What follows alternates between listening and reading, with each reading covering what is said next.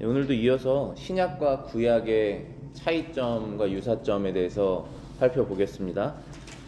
지난주에도 저희가 다뤘던 내용이 구약과 신약은 겉으로는 굉장히 달라 보이지만 하나님께서 약속하신 그 내용은 같다. 그리고 구약에 살았던 사람과 신약에 살았던 사람들이 그 종교적인 행위는 다르지만 제사를 드리고 드리지 않고 이런 굉장히 다르지 않습니까? 다르지만 그래도 그들이 바랬던 것과 우리가 바라는 것이 동일하다. 그것은 영원한 생명과 하나님의 나라에 관한 것이다. 그런 내용 저희들이 나눴습니다. 오늘도 이어서 그 비슷한 내용을 나눌 것인데요. 특별히 다윗과 그 이후에 구약의 사람들의 믿음을 저희들이 함께 보겠습니다. 모든 족장들과 맺은 언약은 신약의 우리의 것과 유사하기 때문에 이 둘은 사실상 동일하다. 예언자들의 예언에서도 영생과 그리스도의 나라가 충만한 광채 속에 나타나 있다.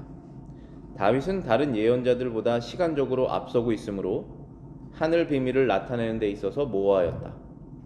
그러나 그는 땅 위에서 확고부동한 것이 전혀 없다고 고백하였으며 하나님을 굳게 의지하고 있으며 그의 행복이 다른 곳에 있다고 생각하였다.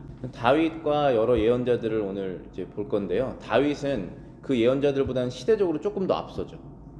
BC 1000년 정도라고 저희들이 보기 때문에 예언자들은 600년, 700년 이렇게 나가니까 그 예언자들보다는 몇백 년 앞서고 있어서 하늘 비밀을 나타내는 데에 있어서는 모호하였다라고 이제 칼빈이 말했습니다. 이것이 사실이에요. 성경이라는 것이 그 시간에 따라서 시간이 뒤로 가면 갈수록 하나님의 계시가 더 분명해집니다. 예수님께서 오신다고 하는 예언을 예언자들이 하였지만 세례 요한은 직접 오신 예수님을 보고 예언을 하였죠. 그러니까 굉장히 더 밝아졌죠. 그 예언에 대해서. 그런 식으로 저희는 지금 예수님이 오신 뒤에 2000년 뒤에 살고 있으니까 더 많은 예언들이 지금 풀렸고 실현되어 있지 않습니까? 그러니까 더 클리어한 이해로 우리가 볼 수 있습니다.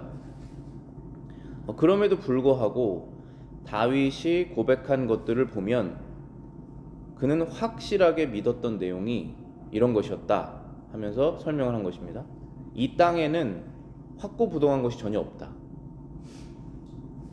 하나님께서 믿는 사람들에게 축복을 주시겠다라고 하는 그 축복이 이 땅에 매여 있는 것이 아니다 라는 것을 확실히 고백했다는 것입니다. 그의 행복이 하나님의 나라에 있다 라는 것을 그의 시편을 통해서 확인할 수 있다는 것입니다. 몇 구절 우리가 살펴보겠습니다. 시편 39편 5절부터 6절입니다. 주께서 나의 날을 한 뼘 길이만큼 되게 하심에 나의 일생이 주 앞에는 없는 것 같사오니 사람은 그가 든든히 서 있는 데에도 진실로 모두가 허사뿐이니이다. 진실로 각 사람은 그림자 같이 다니고 헛된 일로 소란하며 재물을 쌓으나 누가 거둘는지는 알지 못하나이다. 주여 이제 내가 무엇을 바라리요? 나의 소망은 주께 있나이다. 여기서 지금 다윗이 고백하고 있는 것은 이것입니다. 하나님께서 나의 날을 정하셨는데 그것은 한 뼘 길이만큼밖에 되지 않는다. 사람이 사는 인생이 80, 90이라고 하고 그 후로는 이제 굉장히 노쇠해져서 생명을 이어가지만은 아무리 오래 산다고 해도 하나님께서 정해놓은 시간이 있습니다. 근데 그 시간이 굉장히 짧다. 한 뼘 길이만큼 되지 않는다라고 다윗은 고백했습니다. 자, 그러면 우리가 이러한 고백을 하게 되면 굉장히 허무주의에 빠지게 되죠. 어차피 아둥바둥 살아봤자 100년 살고 건강하게 사는 것이 80이면 지금 뭐 이렇게 살 필요가 뭐가 있느냐, 열심히 살 필요가 뭐가 있느냐 해서 허무주의에 빠질 수 있죠.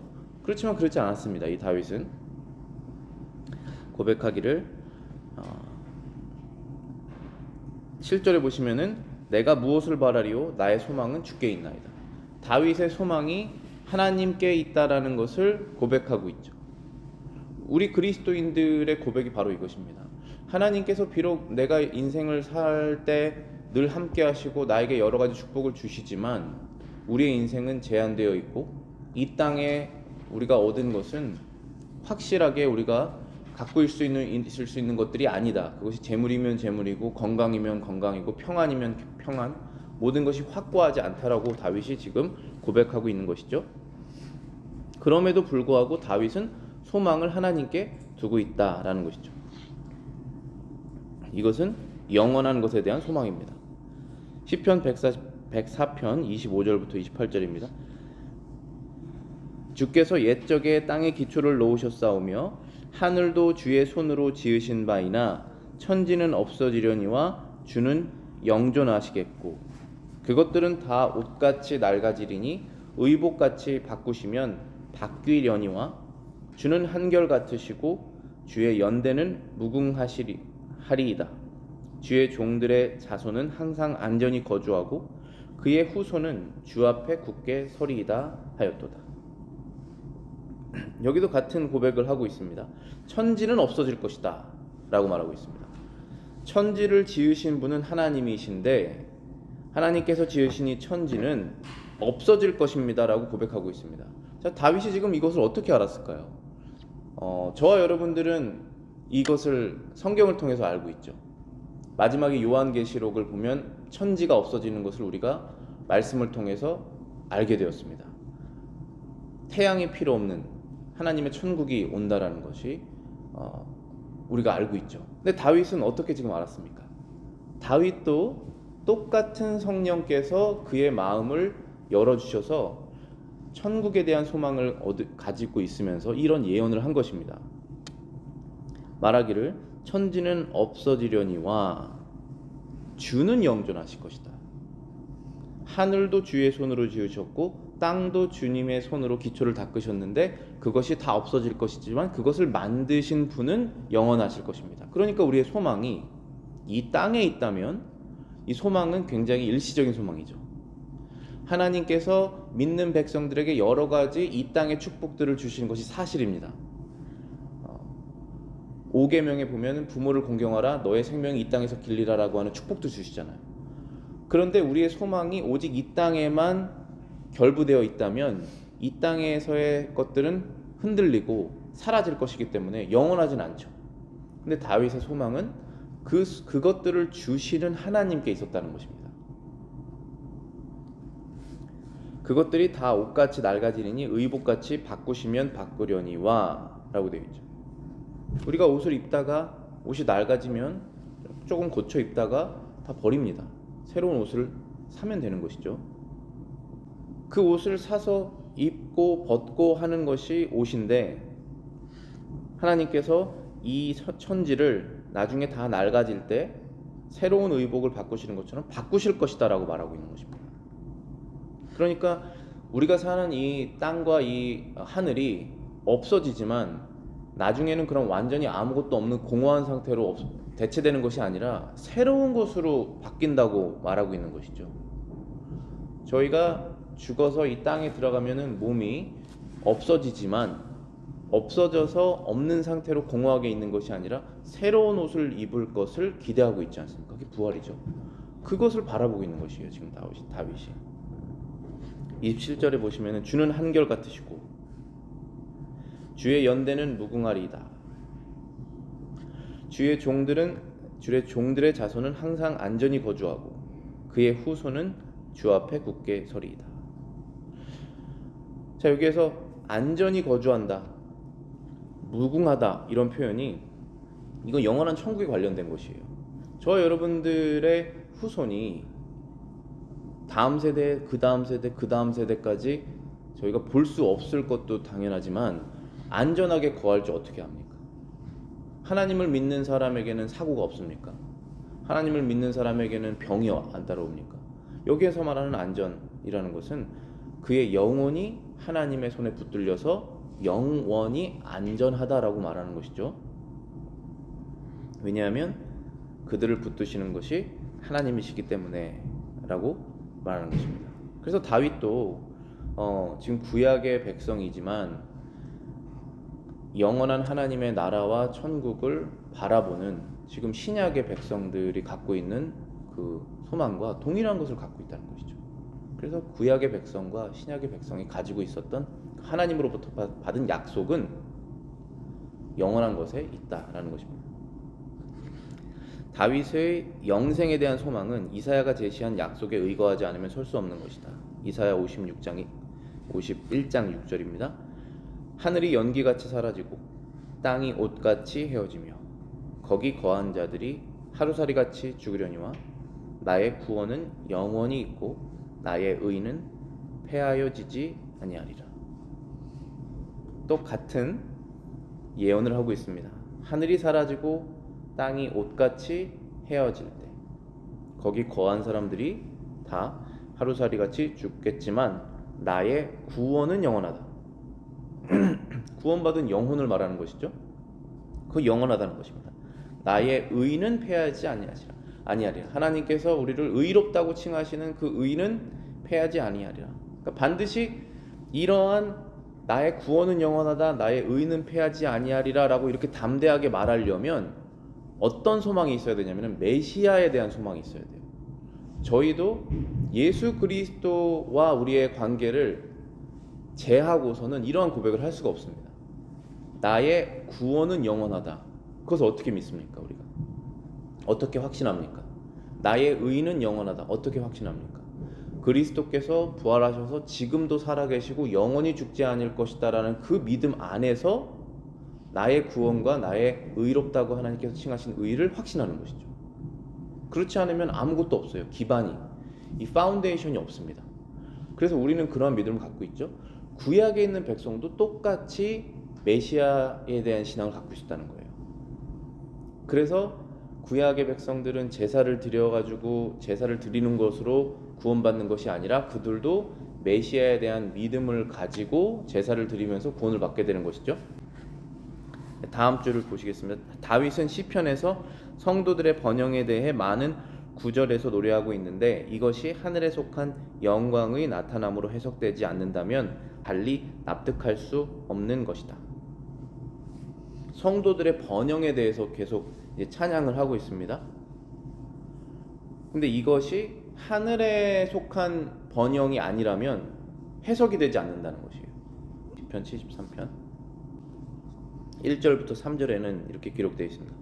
하나님이 참으로 이스라엘 중 마음이 정결한 자에게 선을 행하시나 나는 거의 넘어질 뻔하였고 나의 걸음이 미끄러질 뻔하였으니 이는 내가 악인의 형통함을 보고 오만한 자를 질투하였음이로다. 지금 다윗이 미끄러질 뻔했다라는 것입니다. 어디서부터 미끄러질 뻔했냐? 구원으로부터 미끄러질 뻔했다는 것이죠. 1절에 보시면은 하나님이 참으로 이스라엘 중 마음이 정결한 자에게 선을 행하신다. 그러니까 정결한 마음을 다윗이 갖고 있다가 그것을 놓쳐서 미끄러질 뻔했습니다. 그 이유는 3절에 내가 악인의 형통함을 보고 오만한 자를 질투하였다라는 것입니다. 다윗이 하나님의 말씀을 따르고 정결하게 하나님을 따르는 삶을 살려고 하였는데 다윗에게는 어려움이 찾아오고 그렇게 하나님의 신앙을 갖고 있지 않은 사람들의 형통하는 것을 보고 질투가 생겼다는 것입니다. 그러니까 믿지 않는 사람들에게 아무런 문제가 일어나지 않고 그들은 하나님이 없이도 우리는 세상에서 잘 살 수 있다라고 계속 오만함을 보이는데도 특별한 하나님의 심판이 없는 것을 보고 다윗의 마음이 흔들렸다는 것입니다. 16절입니다. 내가 어쩌면 이를 알까 하여 생각한즉 그것이 내게 심한 고통이 되었다. 그러니까 왜 이렇게 돼야 되느냐라는 것을 자기가 생각해 보다가 그게 고통으로 찾아왔다는 것입니다. 차라리 무시하면 고통이 되지 않았겠지만 눈에 보이기 때문에 무시할 수가 없습니다. 무시하는 것으로서 문제가 해결되지 않습니다. 반드시 그 답을 알아야 됩니다. 이것이 왜 이렇게 돼야 되는지. 그런데 답을 모를 때 고통이 찾아왔다는 것입니다. 17절에 보시면은 하나님의 성소에 들어갈 때에야 그들의 종말을 내가 깨달았다. 답을 알았기 때문에 다윗의 고통이 끝났습니다. 답을 어디서 알았습니까? 하나님의 거룩한 성소에 다윗이 들어갈 때 그들의 종말을 내가 알게 되었다. 23절입니다.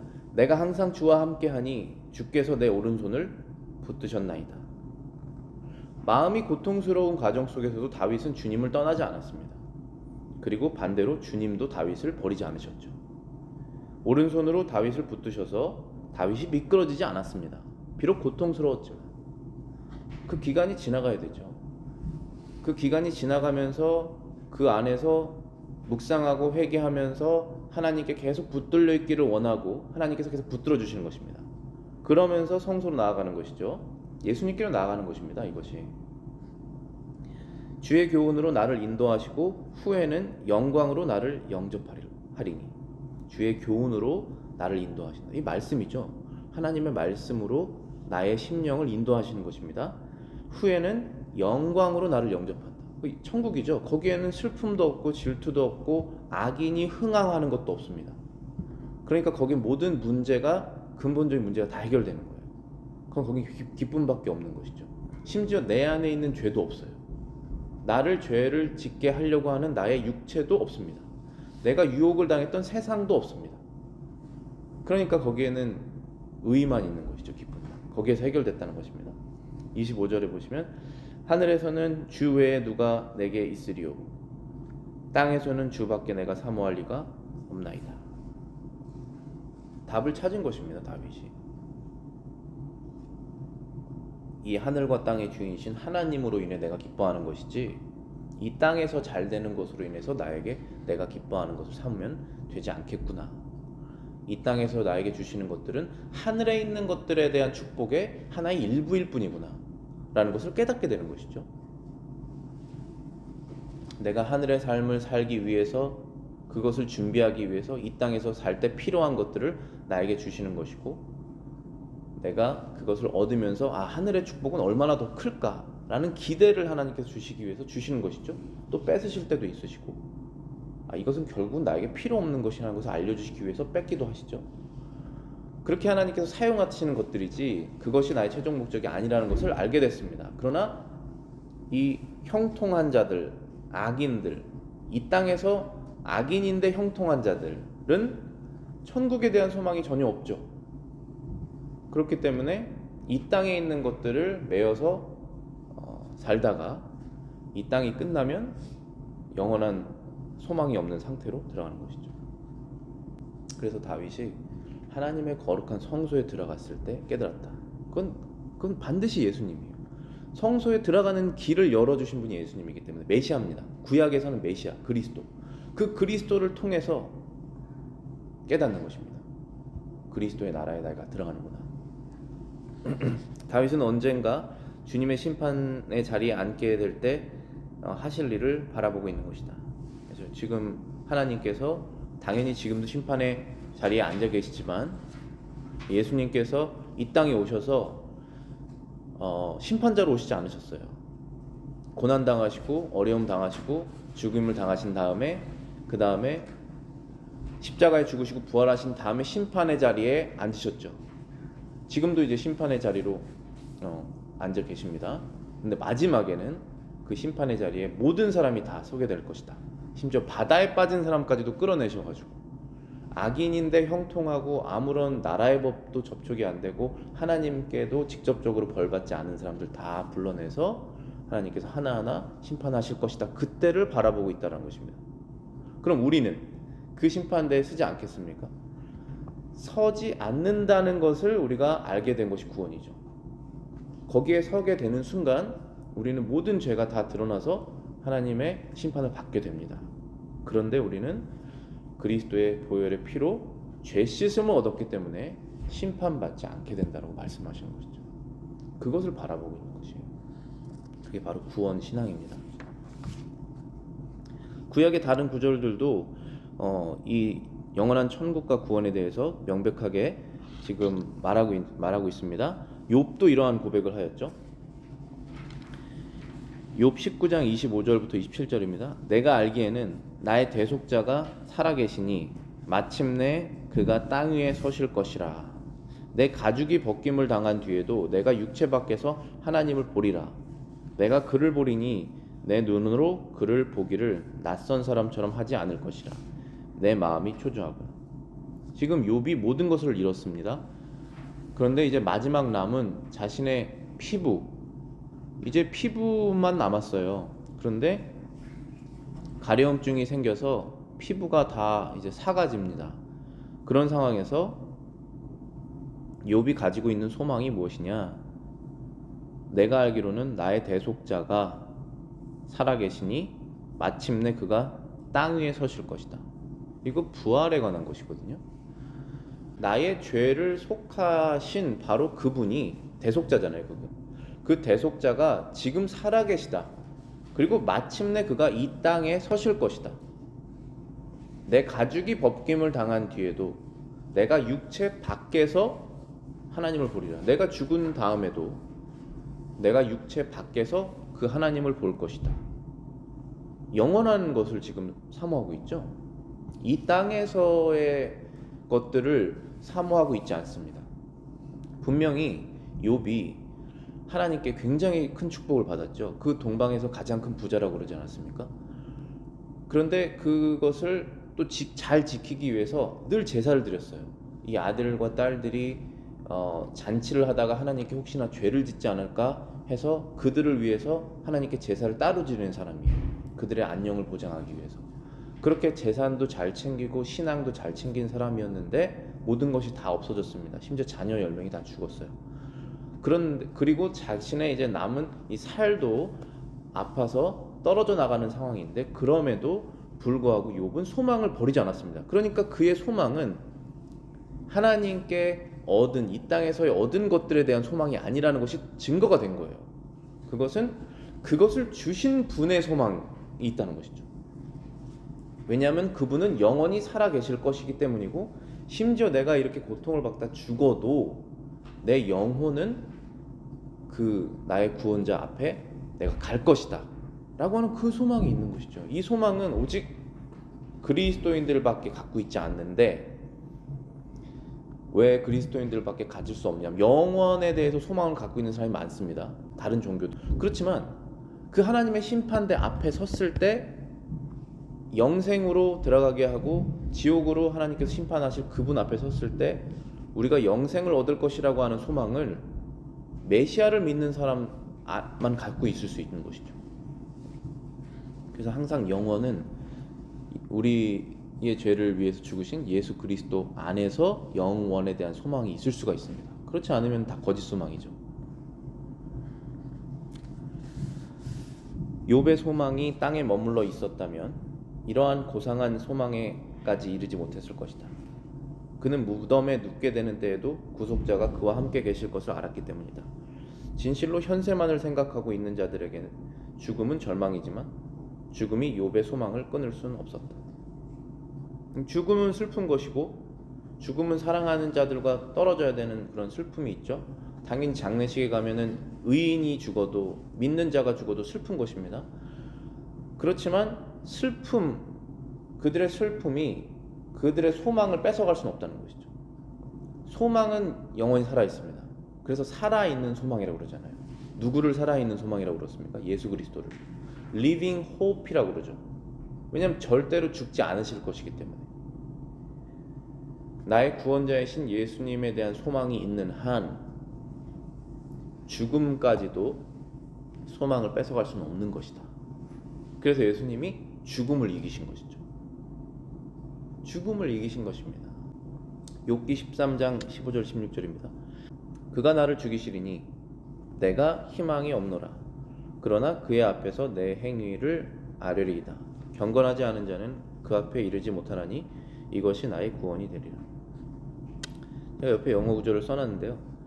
우리말 성경에서는 그가 나를 죽이시리니 내가 희망이 없노라 라고 이렇게 부정문의 형태로 되어 있는데 영어 본문에서는 Though he slay me, 그가 나를 죽이실지라도 yet, 그러나 will I trust him, 나는 그분을 신뢰할 것이다.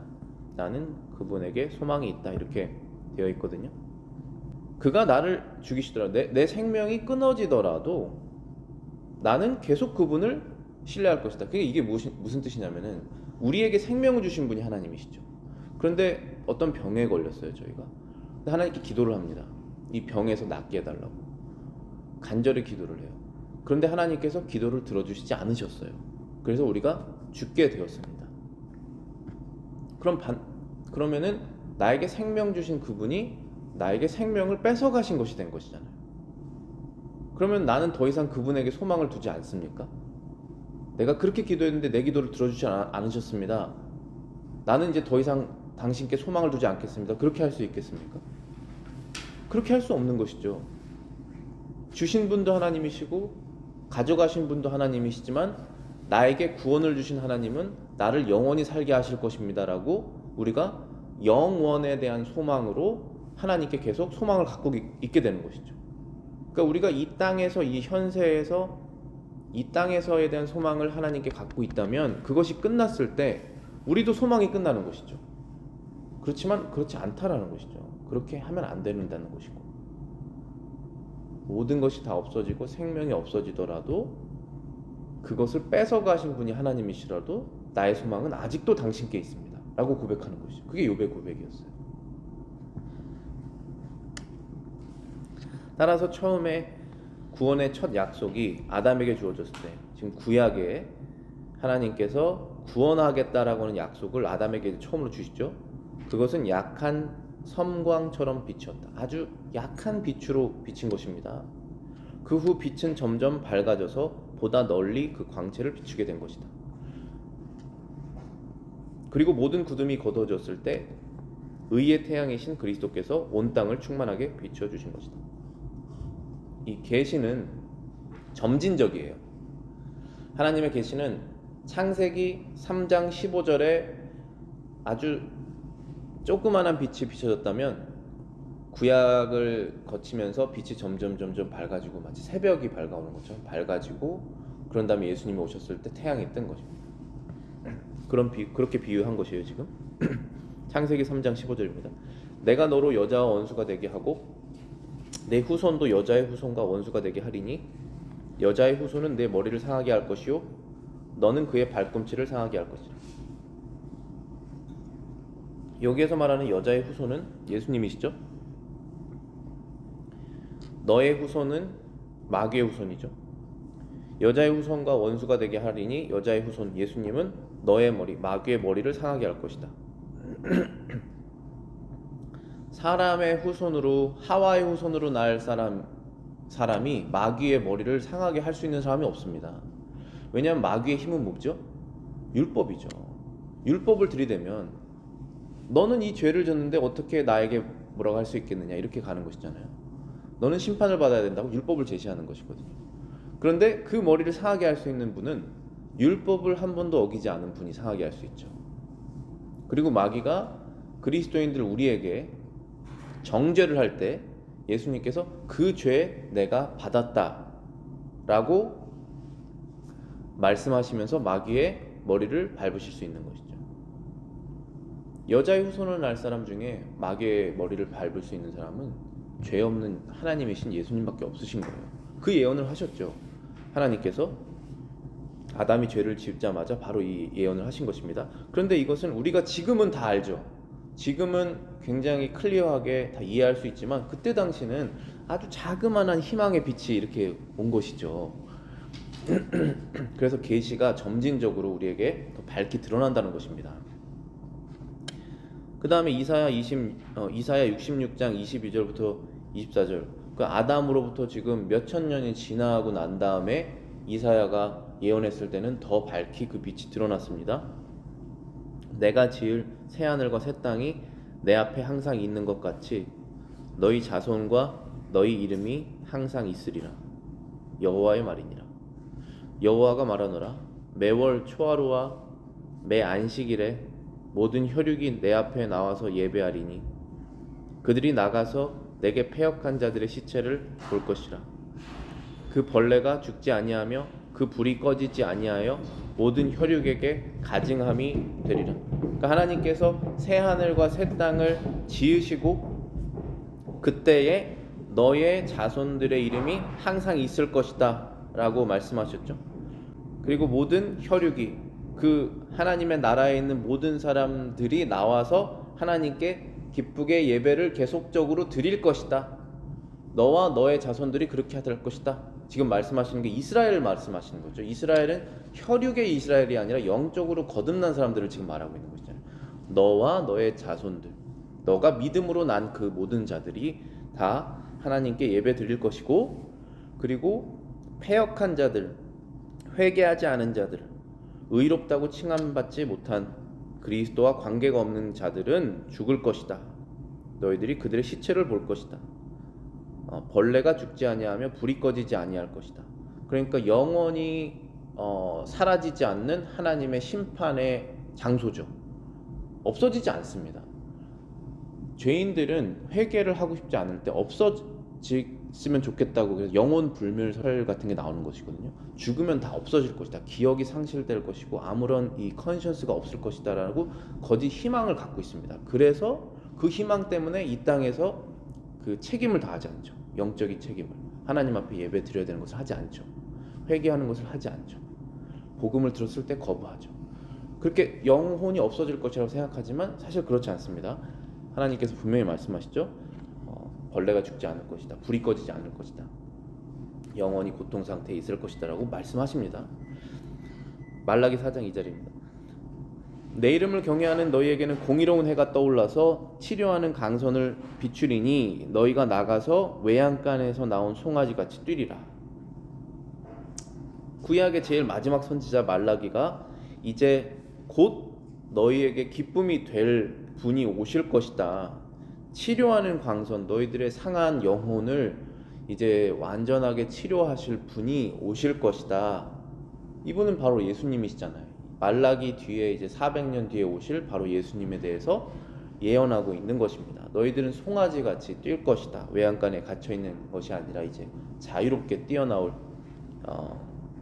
너희들이 될 것이다. 그리고 이제 예수님이 오시죠. 사도 요한이 이렇게 고백한 것이죠. 그 안에 생명이 있었으니 이 생명은 사람들의 빛이다. 사람이 마음속에 하나님에 대한 빛이 없으면 어두운 그러한 상태에 있지만 예수 그리스도의 빛을 얻어서 영혼이 살아나고 그러한 일이 일어나게 될 것이다 라고 말하고 있는 것입니다. 즉 구약과 신약은 같은 약속이고 같은 소망을 갖고 있었다는 것입니다. 그래서 결론적으로 보면 그리스도를 언약의 보증으로 소유하였다. 구약의 백성이든 신약의 백성이든 하나님에 대한 구원의 소망과 영원에 대한 소망과 심판받지 않는 것에 대한 소망을 메시아로부터 얻게 되는 것이죠. 그래서 구약의 메시아, 신약의 그리스도, 그 같은 예수님을 통해서 언약의 보증, 이 개런티를 소유하고 있다. 이 확신이죠. 그렇기 때문에 소망이 있는 것입니다. 미래의 축복을 위해 그리스도께 일체의 소망을 두었다. 미래는 영원을 말하는 거예요. 죽은 후에 그 소망을 어디에 둡니까? 우리 자신에게 둘 수가 없잖아요. 그리스도께 일체 모든 것을 다 소망을 두었다는 것입니다. 그게 구약 사람도 그랬고 신약 사람도 그랬다는 것이죠. 이 챕터의 결론으로 이제 칼빈이 이렇게 말합니다. 우리는 마귀의 어떤 계략에 의해서도 침략당할 수 없는 한 가지 원칙을 담대하게 세우자.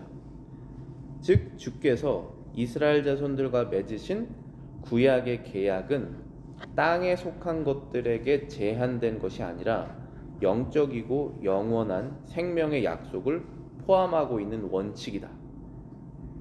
자, 마귀가 저와 여러분들의 신앙을 흔드는, 심지어 다윗도 미끄러질 뻔했다라고 고백했던 것을 지금 안 하겠습니까? 당연히 하죠. 그러면 우리를 막 이렇게 흔들 때, 우리의 믿음을 흔드는 것이죠. 영혼을 그 흔들 때 절대로 침략당할 수 없는 이 확고한 성을 쌓는 것이에요.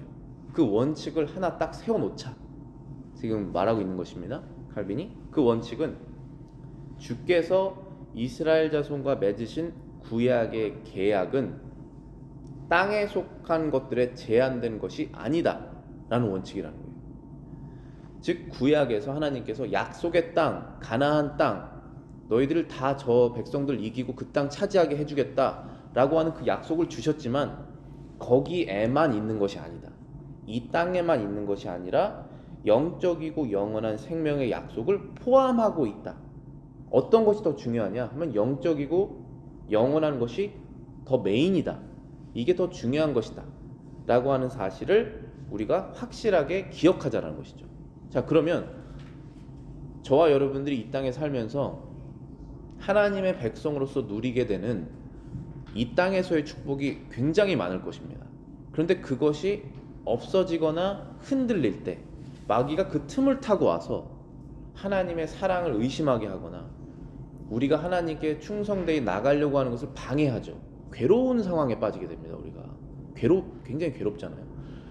밤잠을 이루지 못하고 막 괴로워하고 그때에 우리가 소망이 없는 상태로 빠지게 되는 것이죠. 그것을 마귀가 원하는 것입니다. 그때 우리는 다시 한번 기억하는 것이죠. 우리의 참된 소망은 영적이고 영원한 것이구나. 하나님께서 그것을 약속하신 것은 변함이 없구나라는 사실을 다시 한번 기억하게 되면 우리는 흔들리지 않는다. 기도하시겠습니다.